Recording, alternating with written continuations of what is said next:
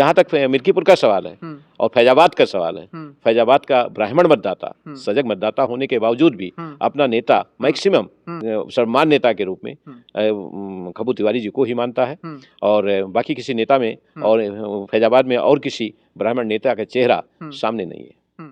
योगी जी के दूसरे जो सिपह सालार बने हैं, रुदौली से विधायक हैं रामचंद्र यादव जी, मिल्कीपुर से भी पूर्व विधायक रह चुके हैं और एक समय में आपके परिवार के बड़े नजदीकी रहते थे बाबूजी के। तो क्या लगता है, अभी कल ही न्यूज आई है कि आपके गढ़ में यादव वोटर्स पे बड़ी सेंध लगाई है और 20 से 25 ग्राम सभा के ग्राम प्रधानों को भाजपा की सदस्यता दिलवाई गई है। तो क्या लगता है रामचंद्र जी के आने से क्या प्रभाव पड़ेगा यादव वोटर पे? देखिए, मैं आपको कहता हूँ कि कोई प्रभाव नहीं पड़ेगा। लोग जानना चाहते हैं स्वर्गीय मित्रसेन यादव जी के बड़े सुपुत्र और लोकसभा में जो है कम्युनिस्ट पार्टी से उम्मीदवार रहे पूर्व डीआईजी अरविंद सेन यादव जी इस उपचुनाव में किस पार्टी या किस प्रत्याशी को अपना समर्थन दे रहे हैं? देखिए मित्रों, अभी हम रामनगरी अयोध्या में हैं, विधानसभा मिल्कीपुर, और इस समय विधानसभा मिल्कीपुर एक हॉट सीट बन गई है। स्वयं मुख्यमंत्री योगी आदित्यनाथ जी अपनी प्रतिष्ठा यहाँ पर लगा दिए हैं और उधर से सपा से सांसद अवधेश प्रसाद पुनः अपना जनाधार साबित करने में जुटे हैं। भाजपा ने इस बार एकदम से नए प्रत्याशी चंद्रभानु पासवान को, युवा चेहरे को मौका दिया है। वहीं सपा से जो प्रत्याशी हैं वो अवधेश प्रसाद के बेटे अजीत प्रसाद चुनावी मैदान में शिरकत कर रहे हैं। राजनीति के मैदान में बात करें मित्रों, तो मिल्कीपुर या यूं कहें पूरे अयोध्या की राजनीति में कभी सेन परिवार जो है गढ़ माना जाता था, मिल्कीपुर की राजनीति की धुरी माना जाता था। लेकिन लोग कह रहे हैं कि सेन परिवार दो फाड़ में है, तरह तरह की बातें चल रही हैं। अभी हमारे साथ में पूर्व आईपीएस डीआईजी साहब हैं श्री अरविंद सेन यादव जी। आइए इनसे जानते हैं कि उपचुनाव किस पक्ष में जाता हुआ दिख रहा है। और इसके अलावा इनका एक वीडियो भी बड़ा तेजी से वायरल हो रहा है जिसमें ये कह रहे हैं कि ब्राह्मणों के सर्वमान्य नेता खबू तिवारी हैं, और तमाम जो है इनसे मुद्दों पर इनकी बेबाक राय लेते हैं। सर नमस्कार, आपका बहुत बहुत स्वागत। आपके चैनल के श्रोताओं को, दर्शकों को बहुत बहुत धन्यवाद। मैं आपको धन्यवाद। मिल्कीपुर का जब भी नाम आता है बगैर मित्रसेन यादव जी के वो नाम अधूरा है। तो आपसे बेहतर व्यक्ति कौन हो सकता है? बहुत सारे चैनलों पे आपकी जो समीक्षा है वो लोग देखते हैं, फॉलो करते हैं। चलिए पहला प्रश्न यही पूछ लेते हैं। चुनाव की तस्वीर और तकदीर एकदम से क्लियर सी दिख रही है। एक तरफ से भाजपा के चंद्रभानु पासवान हैं, दूसरी तरफ सपा के अजीत प्रसाद हैं। चुनावी माहौल क्या कहता है सर, आपका विवेचन क्या कहता है? देखिए, मैंने आपसे पहले भी लोगों से बात करते हुए बताया जी, ये चुनाव आम चुनाव नहीं है, ये विशिष्ट चुनाव है। अब विशिष्ट चुनाव का कारण यह है कि अयोध्या भाजपा खो चुकी है लोकसभा में। उसकी टीस, उसका दर्द और वो प्रतिष्ठा जो खोई हुई है उसको पाने का और उस दर्द को मिटाने का मिल्कीपुर एक माध्यम हो सकता है। तो भाजपा अपना सब कुछ बेस्ट करने की यहाँ कोशिश कर रही है। सपा की चूंकि ये थाती रही है और यहाँ से 2 बार विधायक माने अवधेश जी हुए हैं।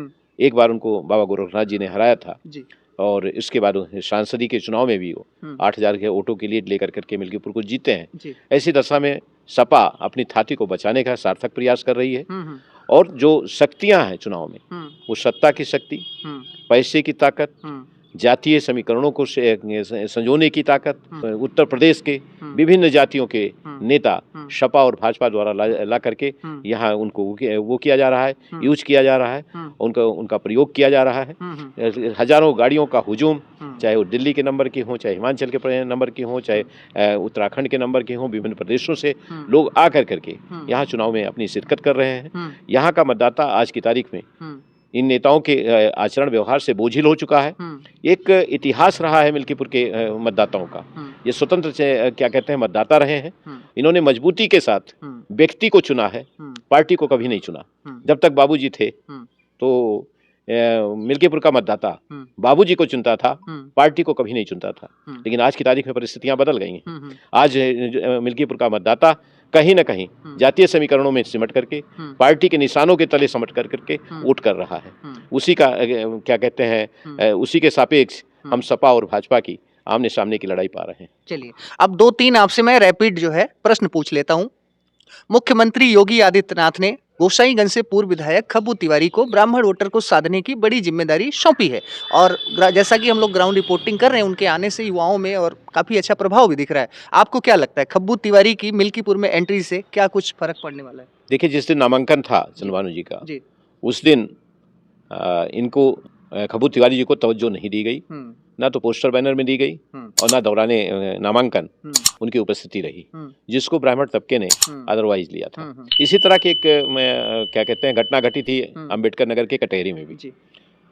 जब वहाँ का ब्राह्मण प्रत्याशी ब्राह्मण कौम का प्रत्याशी बीजेपी से अपने को उम्मीद कर रहा था टिकट पाने की, जब उसको टिकट नहीं दिया गया था तो वहाँ का कटेरी का मतदाता कहीं ब्राह्मण मतदाता कहीं न कहीं असंतुष्ट हुआ था, जिसके चलते इनकी एंट्री हुई थी खब्बू तिवारी जी की।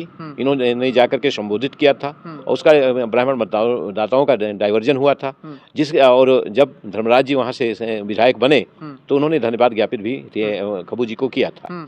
जहाँ तक मिल्कीपुर का सवाल है और फैजाबाद का सवाल है, फैजाबाद का ब्राह्मण मतदाता सजग मतदाता होने के बावजूद भी अपना नेता मैक्सिमम ज़्यादा संख्या में वो सम्मान नेता के रूप में खब्बू तिवारी जी को ही मानता है, और बाकी किसी नेता में और फैजाबाद में और किसी ब्राह्मण नेता का चेहरा सामने नहीं है। चलिए, तो इसी से संबंधित दूसरा सवाल, योगी जी के दूसरे जो सिपा सालार बने हैं, रुदौली से विधायक हैं रामचंद्र यादव जी, मिल्कीपुर से भी पूर्व विधायक रह चुके हैं और एक समय में आपके परिवार के बड़े नजदीकी रहते थे बाबूजी के। तो क्या लगता है, अभी कल ही न्यूज आई है कि आपके गढ़ में यादव वोटर्स पे बड़ी सेंध लगाई है और 20 से 25 ग्राम सभा के ग्राम प्रधानों को भाजपा की सदस्यता दिलवाई गई है। तो क्या लगता है रामचंद्र जी के आने से क्या प्रभाव पड़ेगा यादव वोटर पे? देखिए, मैं आपको कहता हूँ कि कोई प्रभाव नहीं पड़ेगा।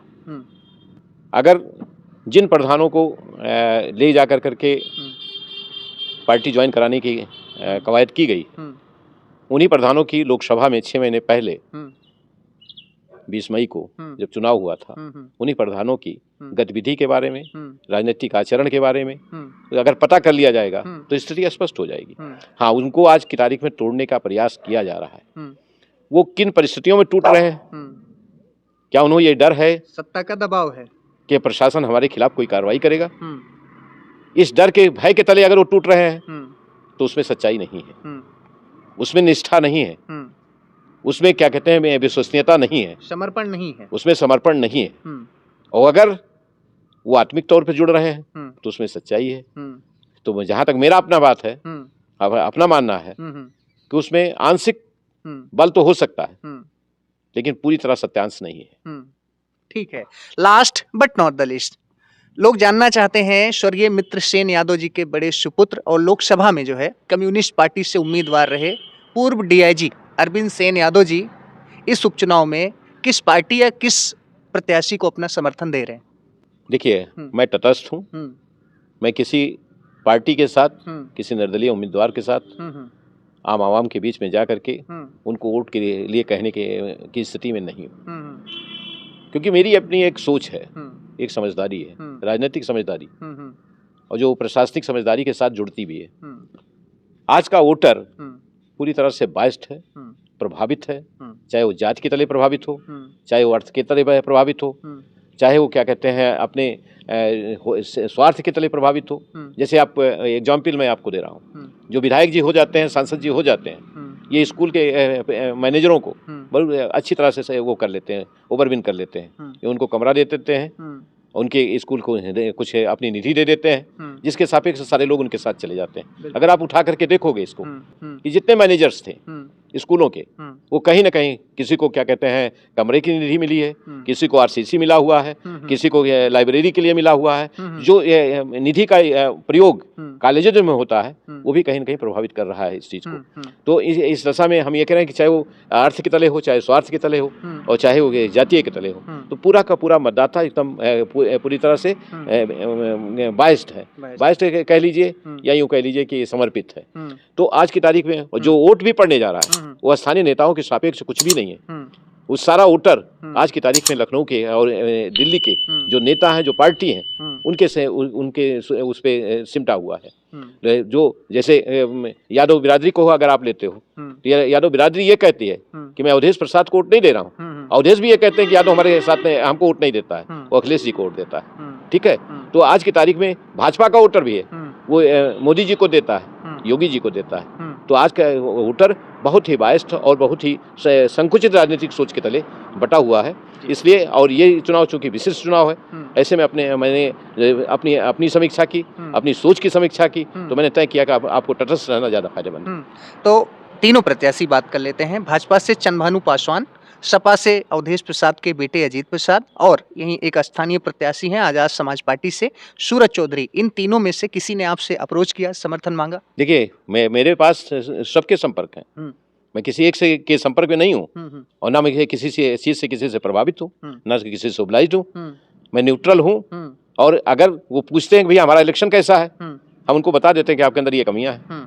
आप कुछ लोग जैसे चुनाव जीतने के लिए नहीं लड़ रहे हैं, तो कुछ लोग जो आमने सामने की लड़ाई हो सपा भाजपा में ही है, और जो अन्य प्रत्याशी लोग हैं वो अपने को राजनीतिक तौर पे अपनी पहचान बनाने के लिए, पार्टी की स्थापना के लिए और पार्टी के एक महात्म को साबित करने के लिए, उसकी कीमत बताने के लिए वो चुनाव लड़ रहे हैं। लेकिन असली लड़ाई तो सही भाजपा और सपा के बीच में ही है, जहाँ सत्ता का खेल होगा, जहाँ क्या कहते हैं पैसे का खेल चल रहा है, जहाँ गाड़ियों का अंबार लगा हुआ है, जहाँ क्या कहते हैं निधि का बंटवारा हो रहा है, जहाँ क्या कहते हैं विधायकों और सांसदों के ठेकेदार आकर करके मिल्कीपुर में अपनी सेवा दे रहे हैं। ऐसी स्थिति में ये विशिष्ट चुनाव है, ये सत्ता का चुनाव है, ये पैसे का चुनाव है, ये क्या कहते हैं राजनीतिक पैतरेबाजी का चुनाव है, ये जातीय समीकरणों का चुनाव है। परिणाम आपको 8 तारीख को दिखेगा। जो हावी हो जाएगा, सत्ता हावी हुई तो दूसरा रूप होगा, पैसा हावी हुआ, भीतरघात हावी हुआ तो दूसरा रूप होगा।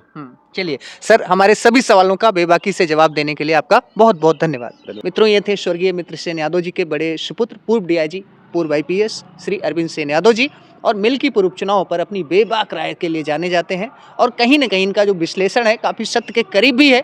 अब बहरहाल ये समय तय करेगा, अगले 5 फरवरी को मतदान है, 8 फरवरी को काउंटिंग है, तो तय करेगा कि ऊंट जो है किस करवट बैठता हुआ नजर आ रहा है। बाकी इस वीडियो के बारे में आपकी क्या राय है, कमेंट करके बताइए। बहुत बहुत धन्यवाद, नमस्कार।